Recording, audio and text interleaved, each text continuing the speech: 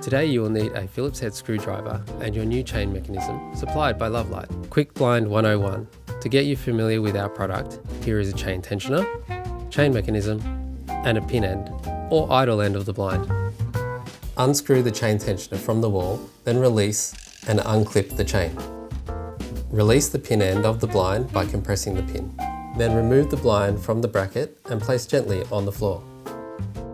Remove the existing chain from the bracket and replace it with the new chain mechanism supplied by Lovelight. Now your blind is ready to be reinstalled. Replace your blind by clicking it back into the bracket. If required, re-secure the chain tensioner. Well done!